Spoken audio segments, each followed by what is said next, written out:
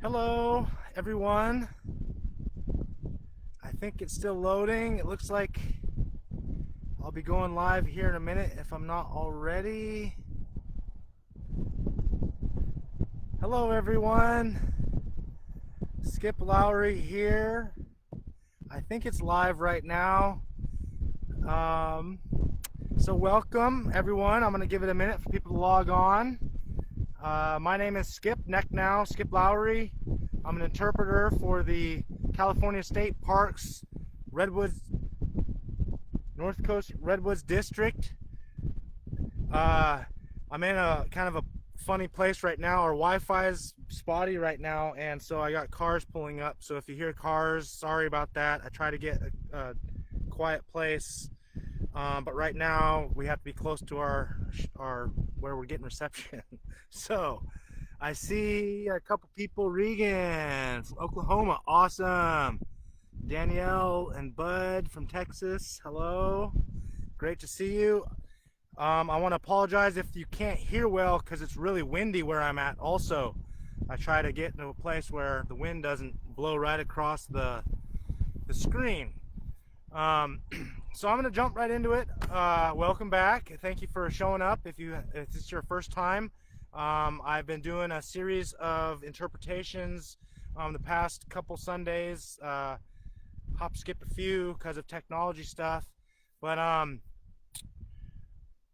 our district is on the cutting edge of bringing cultural interpretation in a respectful and appropriate way, finally, in California State Parks of Recreation.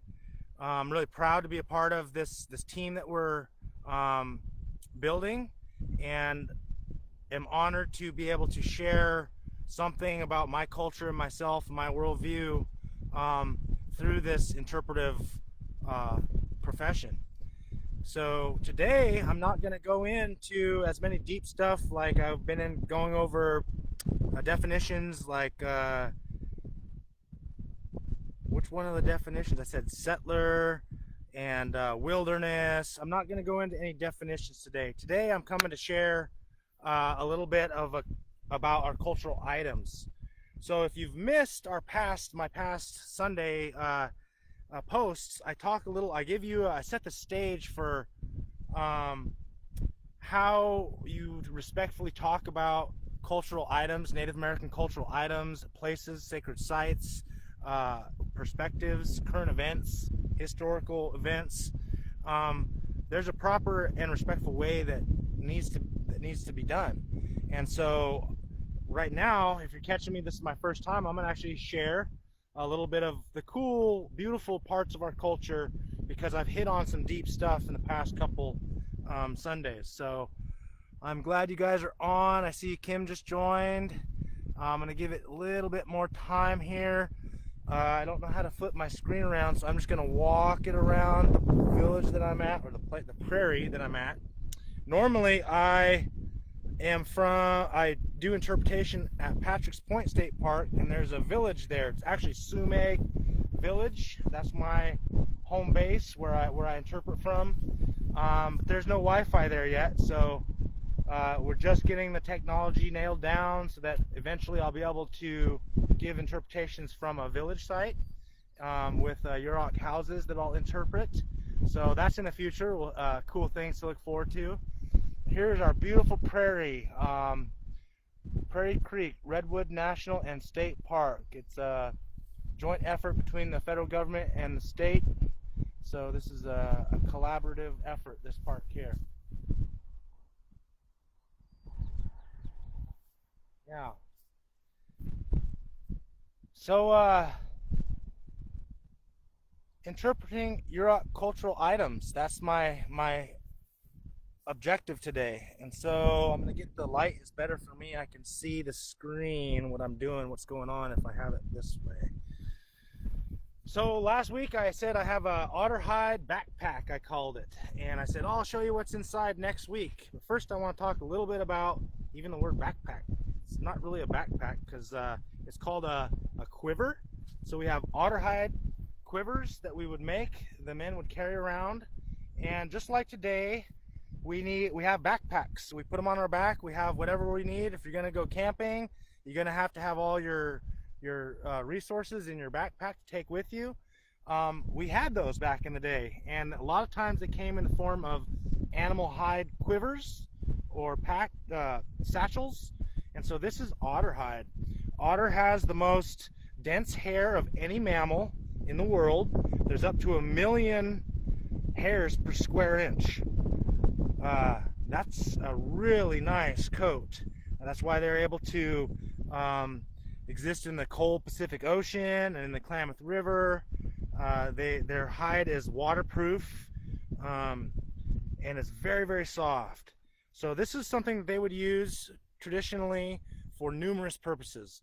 There are everyday events that you go do, and so you could throw it in anything you needed. An example I like to use, because this is a waterproof kind of backpack because it's made out of otter, is we didn't have Bic lighters back in the day. So we had to either carry embers in a special way that I'll show later, or have a fire pack that you would carry inside, and this would help keep your fire pack, your fire starter, warm or dry, so that you could go out and start a fire wherever you're going to go camp, or if you needed a fire cooking your food when you're on a journey or on a trip. So one reason why and how awesome an otter hide quiver or backpack is. This one's special to me. My mom got it to me, and I hold a couple things in here. Traditionally, what I hold in here would be in a wood trunk, but when I carry it around, that wood trunk is too big. So I put it in my soft backpack, and I bring out some other ceremonial items and cultural items that I'd like to share with you today. So we do use these otter hide quivers on an everyday basis, and we also use them during ceremony. And on another Facebook post, I'll talk to you a little bit more about ceremonial uses for like regalia. Well, I'll get into regalia, about the otter hide and different other animals that we used. One thing I want to be really clear about and have to emphasize, there's the misconception that native people overhunted, and that the reason there are endangered species now is because the Native American people are overkilling and hunting the endangered species. Traditionally, pre-contact, before European immigration and invasion of this country, there was a balance and there was harmony between the people and their place.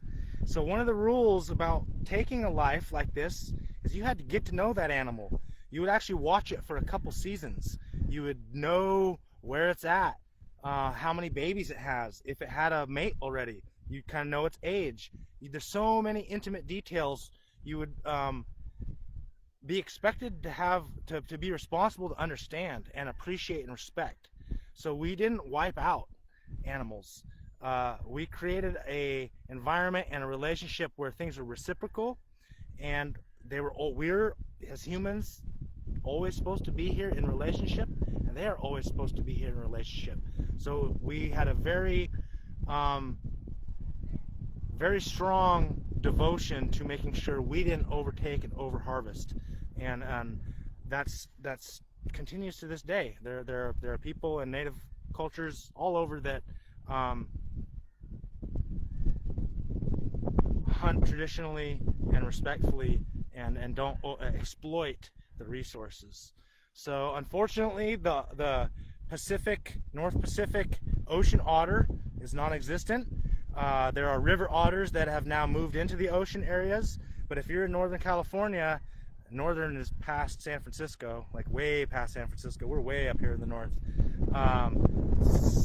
San Francisco, Central California. And I think they might still have some ocean otters. Monterey has ocean otters, but as soon as you get north of San Francisco, Mendocino, and Humboldt County, our ocean otters were overhunted by Euro immigrant invaders and people who didn't have the immemorial connection to how to be in harmony with the resources and the environment that you are responsible to devote yourself to. So this is a river otter hide, and in it I have two more items I want to quickly share with you.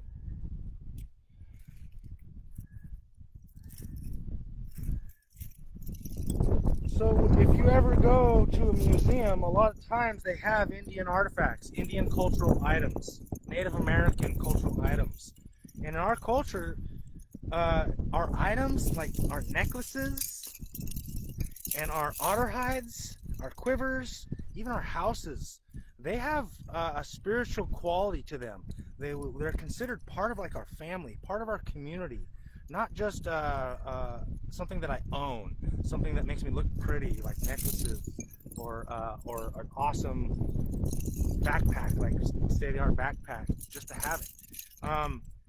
Everything resonates its spirit forever.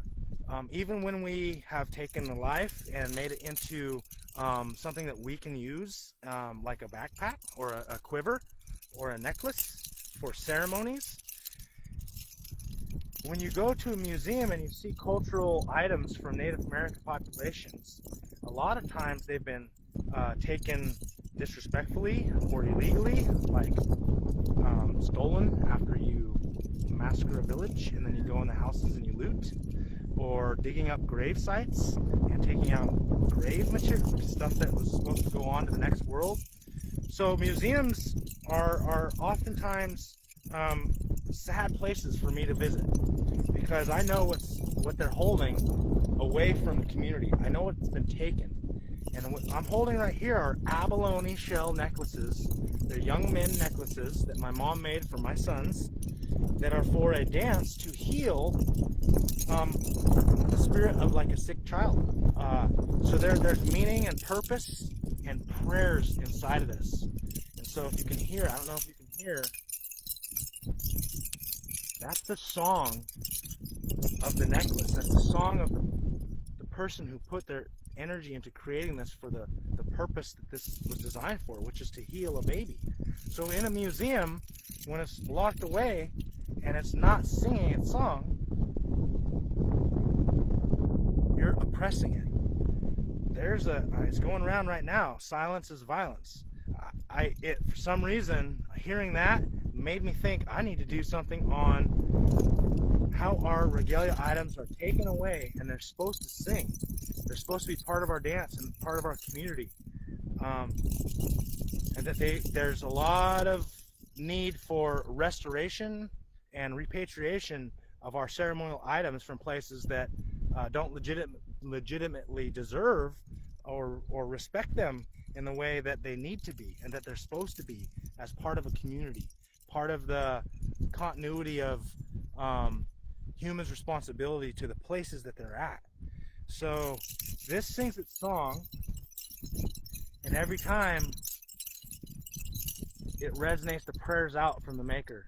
So I'm going to sing a little song really quick. I have a couple more minutes. I don't know if I have any questions. I can barely see with the glare. But we'll talk a little bit more about necklaces and songs and other ceremonial items and cultural items in the future. But if you've been joining me for my past posts, I appreciate you guys like hanging in there, sticking with, listening to deep topics that are sometimes controversial, and they can generate emotions. That's my job as an interpreter, to bring different perspectives in a way where everybody is included and appreciated. And so I'm going to sing a song now that goes with this, and it's a brush dance song. It's used to heal a spiritual badness that might be affecting a young Yurok baby or any baby. So, and then I'll end after that. So,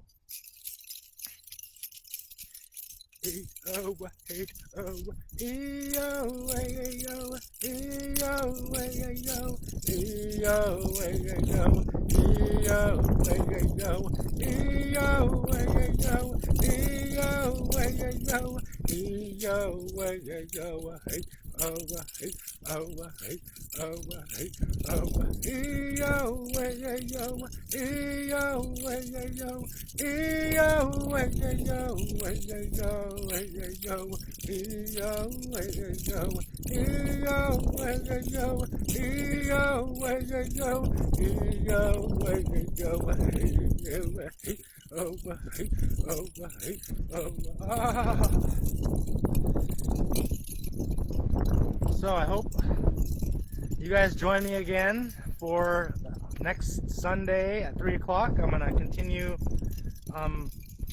talking a little bit about interpreting Yurok culture and indigenous cultures in general as state park interpreters in California. I want to say go look at all of our other Facebook posts. Every day at 3, our district is putting on these awesome live streams for you guys to enjoy. I know right now I appreciate everybody that's staying at home and practicing their social distancing, and it's very hard and challenging times. So we're trying to bring a little bit of the parks to you guys. If you guys can't make it out and decide not to come out, that is great. We really appreciate all of the effort for the communities, keeping communities safe and healthy, because that's what we're about here in the community from the Yurok perspective. We are world renewal people. We are human balancers, and we are devoted to the land, not in charge of the land. So I look forward to any responses or questions. I'll get in the office and try to respond as quick as I can. And I hope you guys have a wonderful, safe weekend. Coming from you on Facebook Live from North Coast Redwood Districts. Skip Lowry out. Bye.